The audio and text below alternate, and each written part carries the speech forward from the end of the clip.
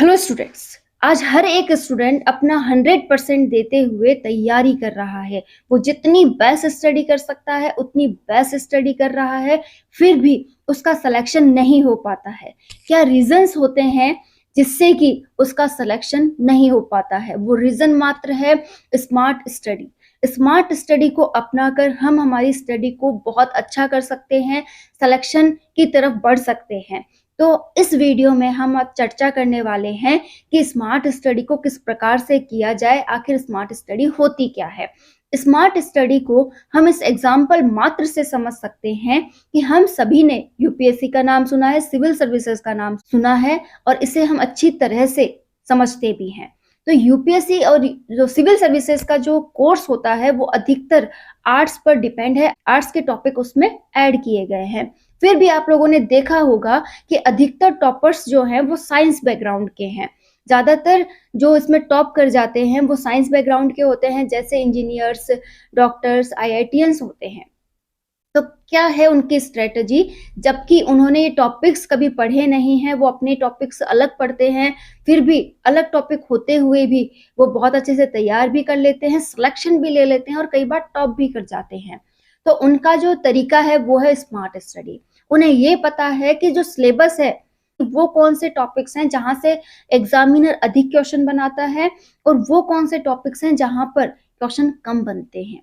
तो यही छटनी जो होती है, यही जो आपको छोड़ने का तरीका होता है, वही क्या है स्मार्ट स्टडी। कि हमें पता हो कि कौन से टॉपिक पर अधिक फोकस करना है और कौन से टॉपिक पर फोकस नहीं करना है, यही करना है स्मार्ट स्टडी। और ये आप कर सकते हैं पुराने पेपर्स की एनालिसिस से, कि हमारे जितने भी पुराने पेपर्स हैं, आपको करना क्या है, आपको एक पेपर लेना है, उसका क्वेश्चन पढ़ना है, वो क्वेश्चन कौन से टॉपिक पे बना हुआ है उस टॉपिक की हेडिंग अपनी कॉपी में लिखनी है, ठीक है। आप पूरे पेपर को इसी प्रकार से एक-एक क्वेश्चन पढ़ते जाइए और उसका जो भी टॉपिक निकल के आ रहा है उसे नोट करते जाइए। आपको पेपर सॉल्व नहीं करना है, ठीक है? आपने सारे टॉपिक्स निकाल लिए, आपने सभी पेपर्स के सारे टॉपिक्स निकाल लिए।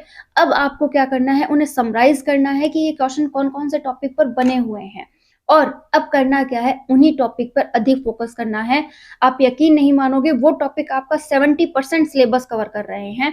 30% मात्र ऐसा सिलेबस होगा जिसे वो क्वेश्चन पेपर टच नहीं कर रहे, ठीक है। तो आपने क्या कर लिया, छटनी कर ली कि 70% वो सिलेबस निकाल लिया जिस पर एग्जामिनर की नजर होती है, वो अधिकतर क्वेश्चन वहां से बना रहा है, और 30% वो सिलेबस छोड़ दिया जहां से क्वेश्चन नहीं बन रहे हैं या कम बन रहे हैं। क्लियर?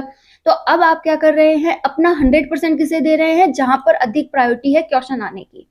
आप उन्हें पढ़ रहे हैं, बार बार अच्छे से तैयार कर रहे हैं, रिवीजन कर रहे हैं, प्रैक्टिस कर रहे हैं। क्लियर? और जो बचा हुआ सिलेबस था उसे आपने बहुत कम पढ़ा, अपना टाइम उधर कम दिया, उन्हें केवल इतना पढ़ा कि कोई क्वेश्चन आ जाए तो मैं अटेंड कर लूं। लेकिन जो 70% था उसे आपने इतना शानदार तैयार कर लिया जिसकी कोई हद ना हो। मतलब जितनी गहराई तक जाना था उतनी गहराई तक आप गए, उसका पॉइंट टू पॉइंट आपने निकाला, उसका रिवीजन किया, उसकी बार बार प्रैक्टिस की। प्रैक्टिस करने से आपको ये पता चलने लग जाएगा कि मुझे इस टॉपिक को कहाँ तक पढ़ना है, क्योंकि किसी भी टॉपिक की कोई सीमा नहीं होती है, हर एक टॉपिक अपने आप में बहुत बड़ा है। तो आप उस टॉपिक की एक लिमिट भी तैयार करनी होगी कि मुझे इस टॉपिक को इतना ही पढ़ना है, इतने में से ही मेरे क्वेश्चंस बन रहे हैं। ये कब होगा, जब आप किसी टॉपिक को बहुत अच्छे से पढ़ते हैं, उसको क्वेश्चन सॉल्व करते हैं, रिवाइज करते हैं, जहां कहीं से भी उसके बारे में नॉलेज मिले उसे लेते हैं। और पढ़ना तो ऐसे है कि जब इतना मटेरियल मिल गया है, पता चल गया है कि मैं सिलेक्शन ले सकता हूँ, तो अपना 100% दीजिए पढ़ाई को। जितना समय आप निकाल सकते हैं उतना समय निकालिए, और जितना कोशिश आप कर सकते हैं उतनी कोशिश करते हुए, प्रैक्टिस करते हुए पढ़ाई कीजिए। स्टूडेंट्स, ये सफर आसान नहीं होता है, लेकिन इतना कठिन भी नहीं होता है कि इस पर चला ना जा सके। तो आप जितना इजीली इस पर चलेंगे, जितना इजीली अपने आप को इस पर आगे बढ़ाएंगे, उतना ही आपके लिए बेस्ट है। देखिए, अपने आप को शार्प माइंडेड बनाइए, इसको डराइए मत।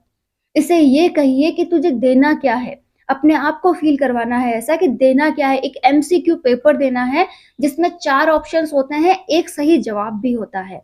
तो अगर मैंने अपनी तैयारी को इस हिसाब से किया कि मैं उस सही क्वेश्चन को भी पहचान पाऊं, तो मैं बहुत आगे हूँ।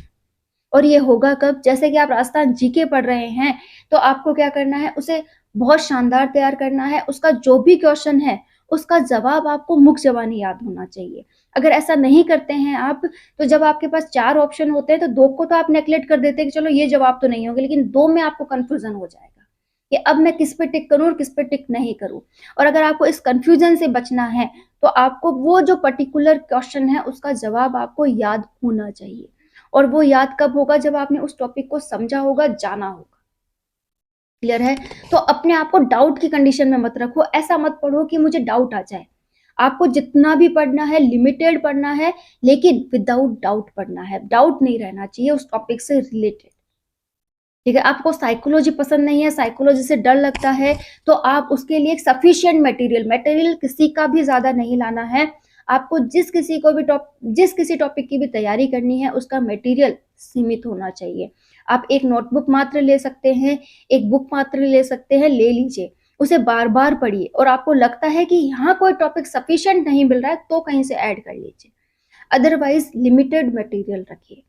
आपको साइकोलॉजी के लिए जब पेपर सॉल्व किए थे, तो वहाँ से बहुत अच्छे क्वेश्चंस के टॉपिक्स मिल गए होंगे।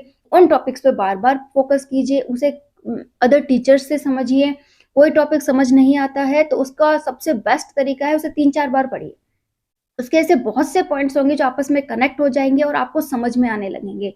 कई बार ऐसे टॉपिक्स भी हमारे बीच होते हैं, जिन्हें हम पढ़ लेते हैं, फिर भी समझ नहीं आता। उनका एक ही तोड़ है बार-बार पढ़ना, कि आगे मत जाओ, पहले उस टॉपिक को ही कई बार पढ़ो, समझो उसको। जितना ज़्यादा आप अदर चीज़ों से जोड़कर समझ पाएँगे, उतना बेस्ट है। आप उसके लिए डायग्रामेटिकली पॉइंट्स बना लीजिए कि हाँ, ये ऐसे जोड़ के अगर मैं इसको ऐसे कर लेता हूँ, ऐसे कर लेता हूँ, तो ये ईज़िली मेरे समझ का हो जाएगा। ठीक है? तो आप अपनी स्टडी को ईज़ी वे में लीजिए। डिप्रेशन नहीं लेना है, टेंशन नहीं लेनी है, उसे वज़न नहीं बनाना है। आपको लाइट लेते हुए पढ़ाई करनी है और आप सिलेक्शन ले सकते हैं। आपने भी देखा होगा कि आप भी कई बार बोलते हैं, "यार, वो तो पढ़ता ही नहीं था, उसका सिलेक्शन कैसे हो गया?" उसने वही तरीके अपनाए हैं जो आपने नहीं अपनाए। आप एक बुक खरीदते हैं, सोचते हैं बुक आ गई है, ये उस सिलेबस की है, इसे मुझे स्टार्टिंग से लेकर एंड तक पढ़ना है। ठीक है, आप पढ़े जा रहे हैं, पढ़े जा रहे हैं। हाँ, आधी बुक हो गई, आधी और है, आधी और कर लूँगा। अब आपको ये तक नहीं पता है कि इस बुक वाले ने कहीं इसमें एक्स्ट्रा मटेरियल तो नहीं डाला है, ये मेरे सिलेबस के टॉपिक्स हैं या नहीं है, बस आपको बुक कंप्लीट करनी है। बुक में हमेशा थोड़ा बहुत एक्स्ट्रा डाला जाता है, क्योंकि हर एक बुक वाला ये चाहता है कि जब क्वेश्चन पेपर आए तो वो ये कह सके कि मेरी बुक से क्वेश्चन्स आए थे, उसका जवाब मेरी बुक में अवेलेबल था। तो हर एक बुक वाला यही करता है। 1-2 पब्लिकेशंस तो ऐसे हैं, वो इतना ज़्यादा लिख देते हैं कि हाँ भाई, जब कभी भी पेपर आए तो इससे बाहर तो आएगा नहीं और मैं कह सकूँगा कि मेरी जो बुक है उसमें 100% क्वेश्चन आते हैं। तो अपने अपनी बात को रखने के लिए, अपने आप को सर्वश्रेष्ठ प्रूफ करने के लिए वो एक्स्ट्रा मटेरियल भी डालते हैं। तो ये आप पे डिपेंड करता है कि आप कौन-सा तरीके से पढ़ाई कर रहे हैं। अगर आप स्मार्ट स्टडी कर रहे होंगे तो सबसे पहले सिलेबस लोगे, सिलेबस से वो टॉपिक देखोगे जो पढ़ना है, उस टॉपिक को आप अपनी बुक में जाओगे, अच्छे से पढ़ोगे। जितना अच्छे से समझ सकते हो समझोगे, मेन-मेन पॉइंट्स लोगे और उन पॉइंट्स को अपनी कॉपी में, नोटबुक में लिखते हुए शॉर्ट नोट्स के टाइप में, ज़्यादा सुंदरता से लिखने की नहीं कह रही हूँ, उन्हें अच्छे से समझ के पढ़ोगे, रिवाइज़ करोगे, उसकी प्रैक्टिस करोगे। जब आपको प्रैक्टिस करते हुए ये लगे कि हाँ, अब कुछ एक क्वेश्चन छूट रहे हैं, अधिकतर कवर हो रहे हैं, जैसे 20 क्वेश्चन थे तो 15 मेरे सही हो रहे हैं, 5 क्वेश्चन मुझे जो पढ़ा था उसमें नहीं मिल रहे। तो अब उन क्वेश्चंस के जवाब आप कहीं से अदर मटेरियल से ढूँढिए या यूट्यूब वगैरह से सर्च कीजिए, उसमें ऐड कीजिए और उस टॉपिक को 100% तैयार कर लीजिए। और कहना आसान है 100% तैयार करना, हाँ, कमी रह जाती है, वो हर किसी के साथ है, कोई भी कंप्लीट नहीं है। लेकिन कोशिश तो कर सकते हैं कि अपने आप को ये कह सकें कि हाँ, एक टॉपिक मैंने बहुत अच्छा तैयार कर लिया, वो 100% तैयार है। वही होती है बेस्ट स्टडी। आपको किसी के ऊपर भी इतना भरोसा नहीं करना है कि वो गाइड आ गई है, वो गाइड इतनी अच्छी है, उसने इतना मटेरियल दे दिया है, वो बेस्ट है। वो मटेरियल देगा, उसका काम है मटेरियल देना, लेकिन वो अपनी बात भी रखेगा कि मैं इसमें मटेरियल ज़्यादा कम नहीं कर सकता, क्योंकि कल को इसमें से क्वेश्चन नहीं मिले, तो मेरी गाइड तो डूब गई। उसे कौन परचेज़ करेगा? कहा जाएगा इसमें से तो क्वेश्चन ही नहीं आते। तो आपको किसी पर भी प्योरली भरोसा नहीं करना है, अपने आप पर भरोसा करो कि ये जो सिलेबस है, ये तो बेस्ट है।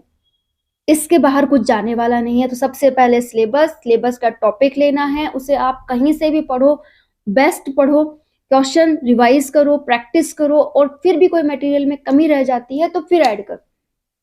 किसी भी एक पॉइंट पर इतना ज़्यादा विश्वास नहीं करना है कि हाँ, चलो ये कर लिया तो मेरा हो जाएगा।